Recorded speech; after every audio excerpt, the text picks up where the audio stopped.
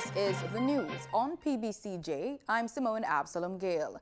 Young people around the world will be able to apply for funding to support innovative local solutions to address the impact of the COVID-19 pandemic as part of a new initiative called the Global Youth Mobilization. The initiative was launched by the World Health Organization on Monday.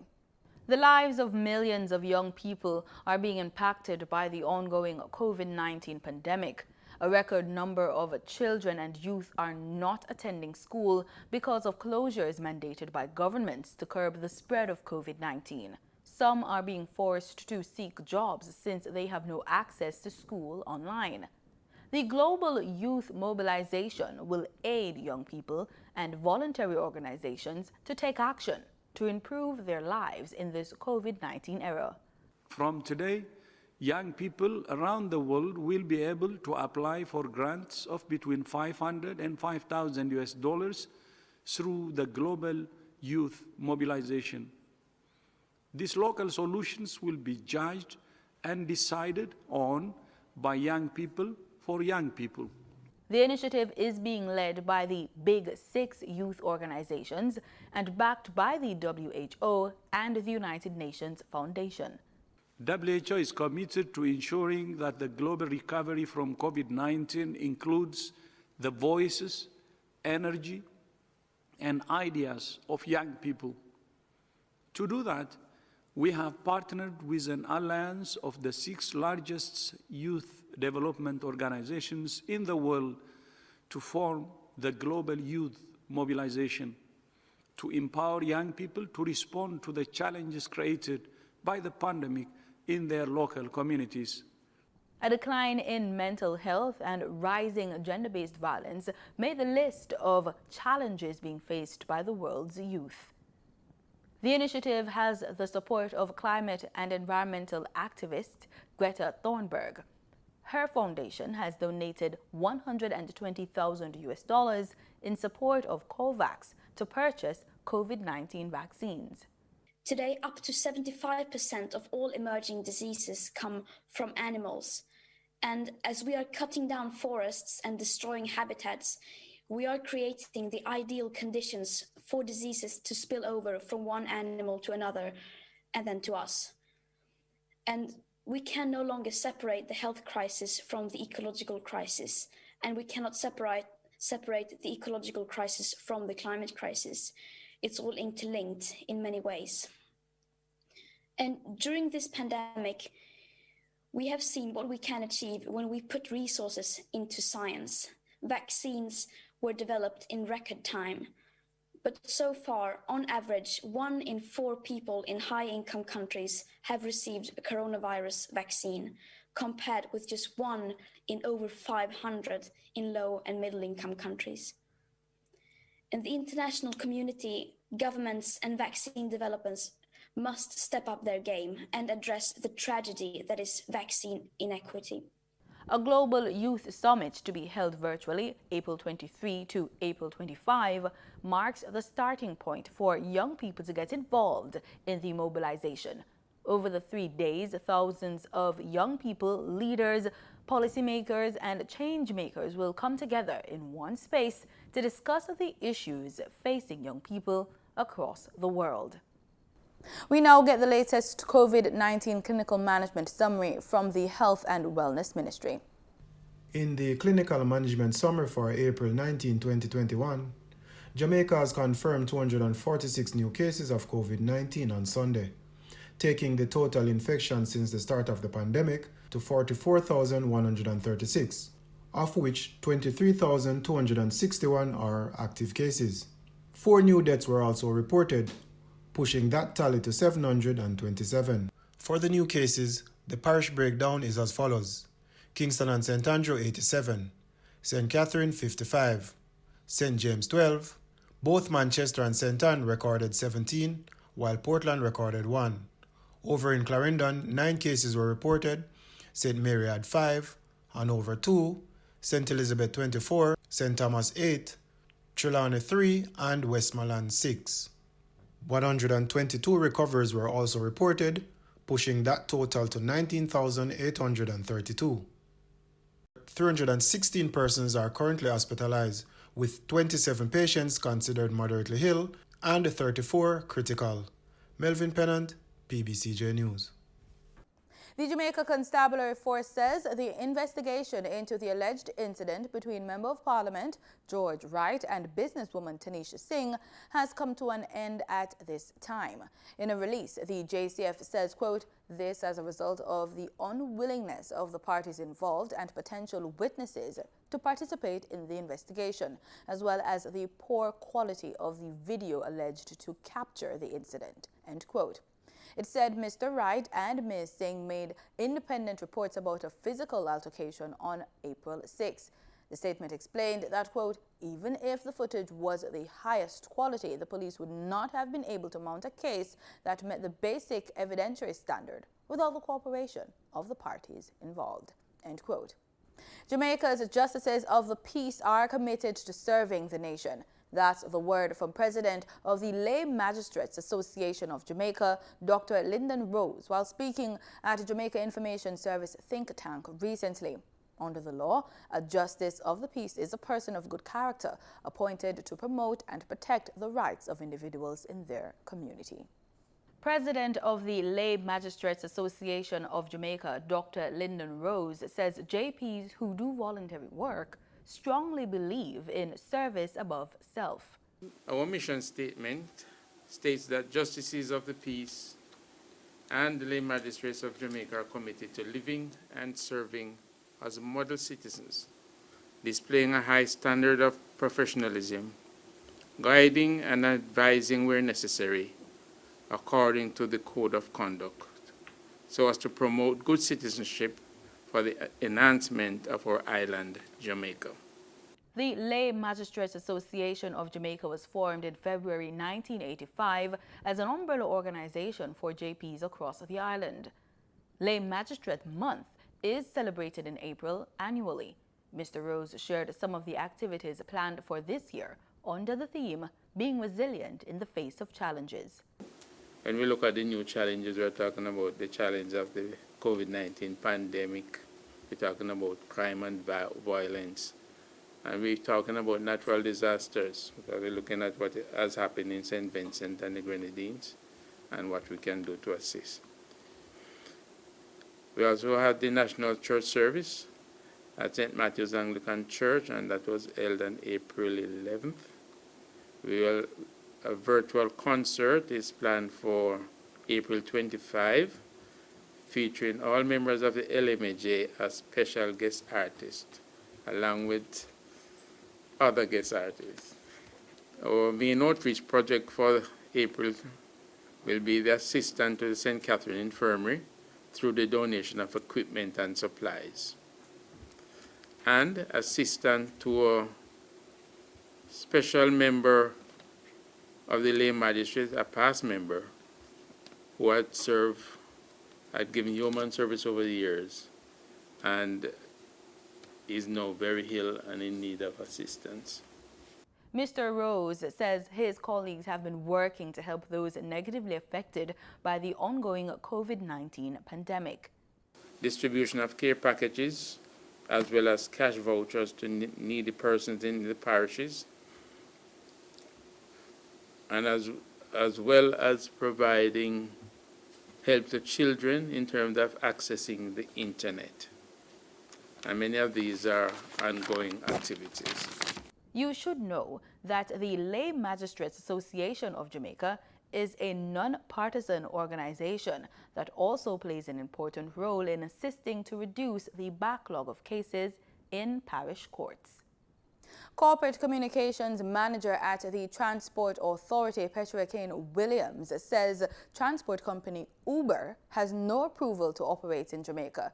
Mrs. Kane Williams told Kalila Reynolds on Taking Stock that the Transport Authority says they are not in receipt of any application from Uber to operate any public passenger service locally. This follows a press release dated April 2021 that the Uber app would soon be able to be available in Kingston, St. Andrew, and St. Catherine. The Transport Authority has to be involved in this process. The truth about it is that Uber would be providing public transportation services. And what that means is that the operators would be required to have road licenses and badges in order to provide that service. In today's pandemic-affected world, the need for food security is greater than ever. One solution to this pressing issue is a backyard garden.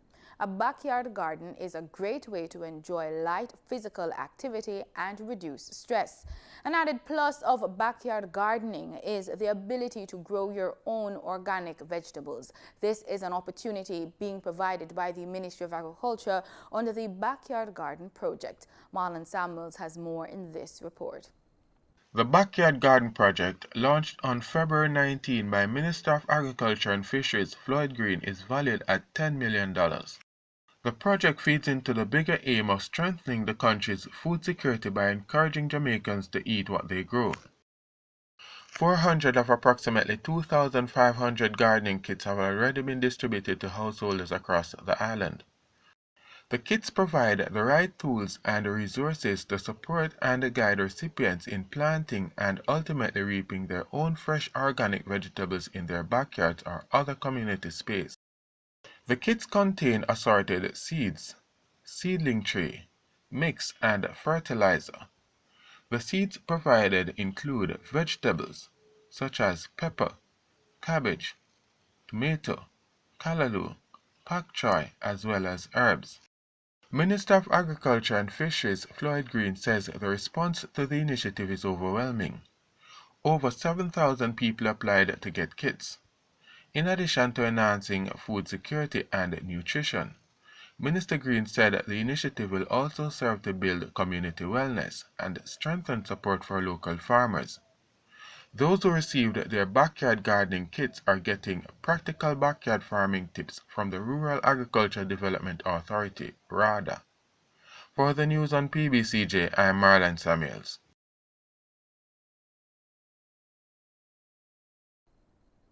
Business Report host Gabriel Thompson now provides the latest market details from the world of finance.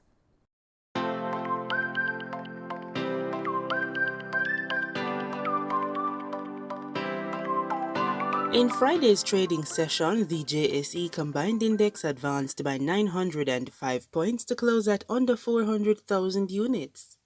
Overall market activity resulted from trading in 89 stocks, of which 37 advanced, 30 declined, and 22 traded firm.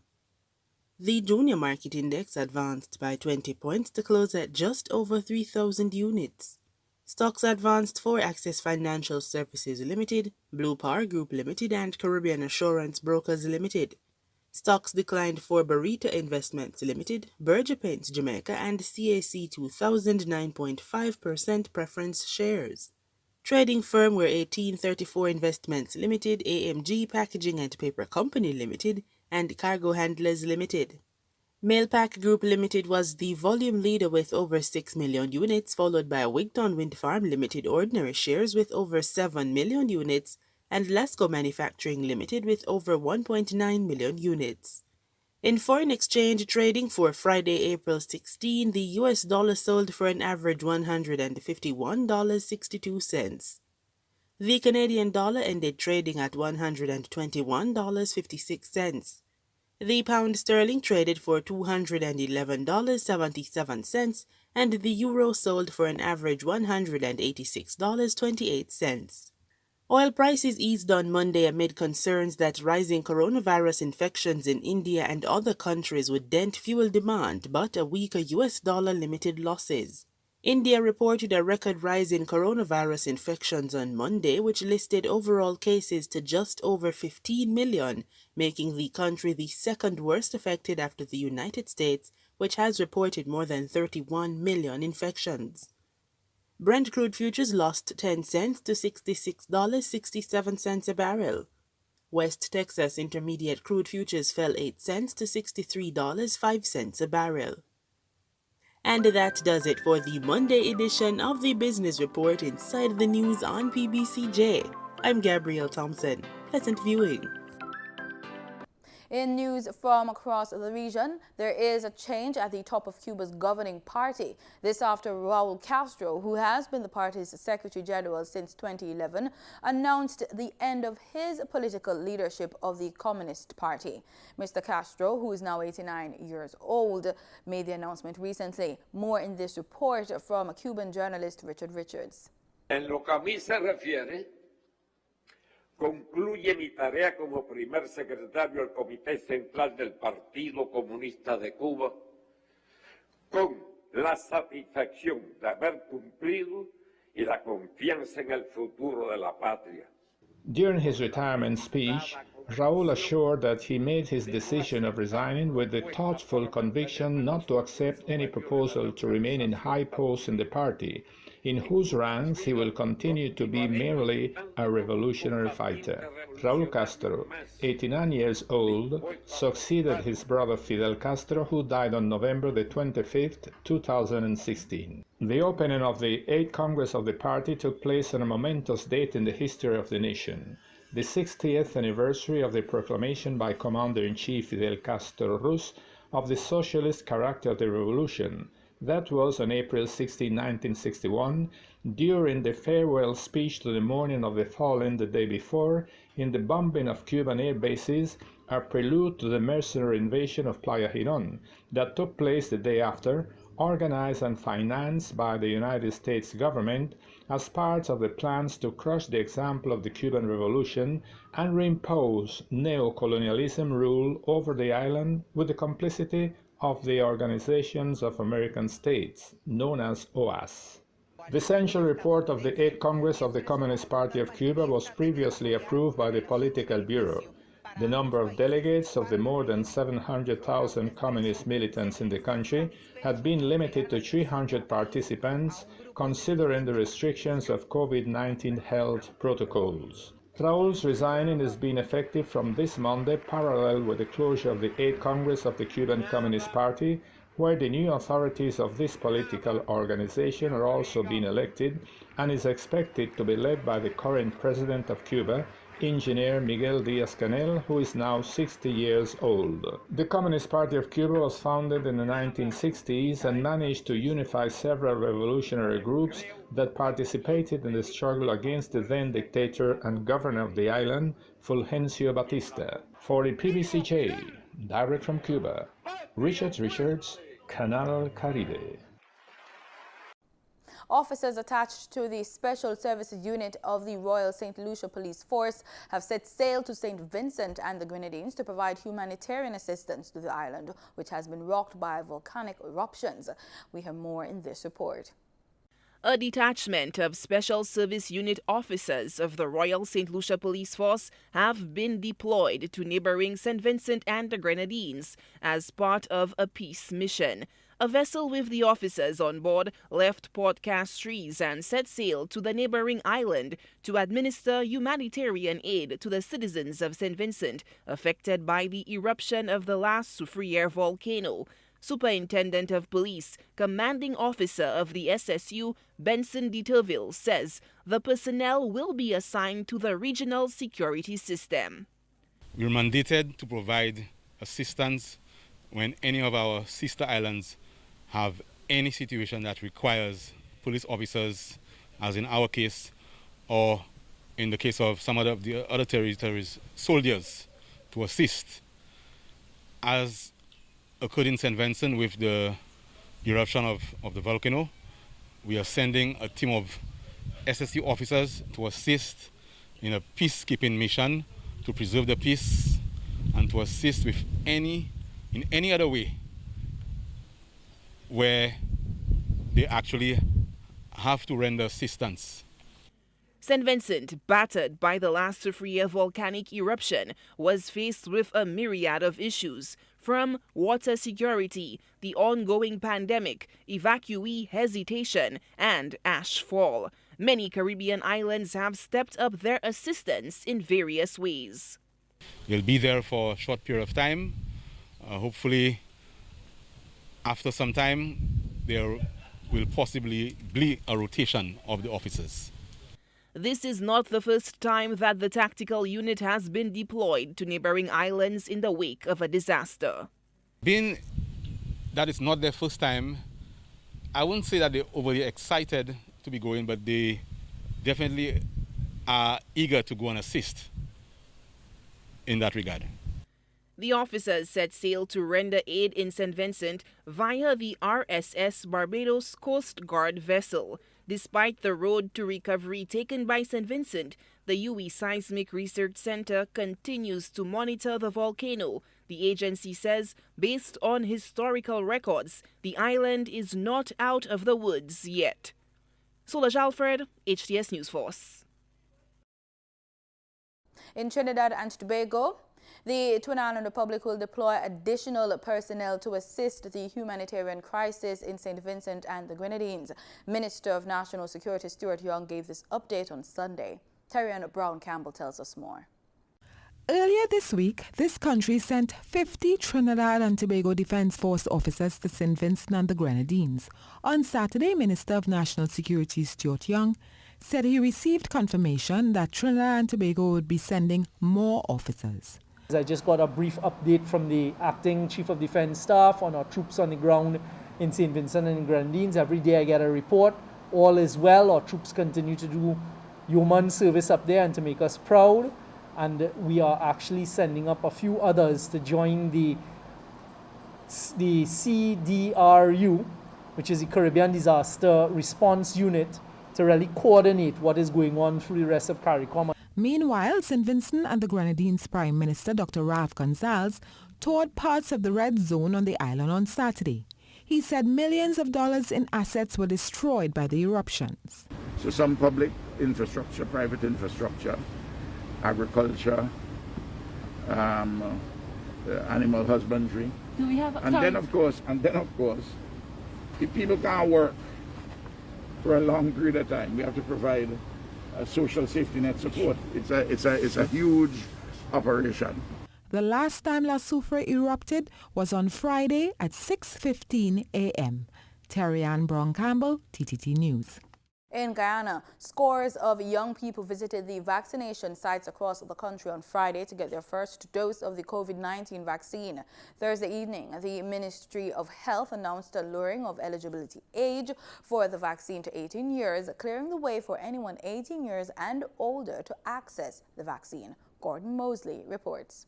As additional vaccination sites opened this morning, lots of young Guyanese were seen getting the jab. The Ministry of Health is pleased with that. The Minister of Health, Dr. Frank Anthony, today said the ministry is also worried about the increase in the number of younger adults now needing hospitalization after contracting the virus. He said while the number of youths contracting the virus has always been high, there is now a troubling trend of more of them needing to be hospitalized because of the seriousness of their condition. Younger people are coming into the hospital, and that we've started analyzing those cases. And we have also seen relatively young persons, meaning probably between 40 and so forth, who would have had some amount of comorbidities, but they have come into the hospital, had the more severe form of COVID, and then died from COVID. So this is a worrying trend, and we're examining the data to see how many cases we have had and what we can do about it. Now, one thing that definitely persons can do is making sure that once the vaccine is in your area, to go out and get the vaccine. There's a real practical reason why everyone who is 18 years and above should really go and get the vaccine, and that is to protect you from COVID and to ensure that you don't die from COVID. The health minister said the health ministry will continue to push to get more persons vaccinated in the coming days. As you know, they keep saying globally, no one is safe until everyone is vaccinated, and we are working on that principle. And here in Guyana, each one of us, we have to encourage our friends or family to make sure that they come out and get the vaccine, because this is going to protect all of us. And once people get immunized, we are going to be able to achieve herd immunity. But it means that all of us would have to take the vaccine. Guyana continues to record an increase in coronavirus cases and deaths. In the past 24 hours, 4 more deaths and 150 new cases were recorded. In sports, the local football fraternity is still coming to grips with the sudden death of former reggae boy Tremaine Stewart. The 33-year-old Stewart collapsed on Sunday and was rushed to the Spanish Town Hospital where he died while undergoing treatment. A seasoned midfield player and also a dead ball specialist, he scored numerous goals from free kicks. Stewart made his Reggae Boys debut while playing for Portmore United in the Jamaica Premier League. On February 24, 2012, Stewart made his first international appearance against Cuba. 5 days later, on February 29, he received his first start, scoring for the Reggae Boys in a 3-2 win over New Zealand. General Manager of Portmore United, Clive Marshall, remembered Stewart as, quote, a real class act on the football pitch, end quote. Donovan White, president of Waterhouse FC, for whom Stewart last played in the Premier League, expressed sadness at the passing of the player. In a press release, the Jamaica Football Federation also conveyed its regret at the passing of the midfielder. JFF President Michael Ricketts said, quote, he embodied the beautiful game, end quote. Stewart is survived by his wife, Pbcj, and their 2 daughters. And that's the news. Thanks so much for watching. As always, stay safe.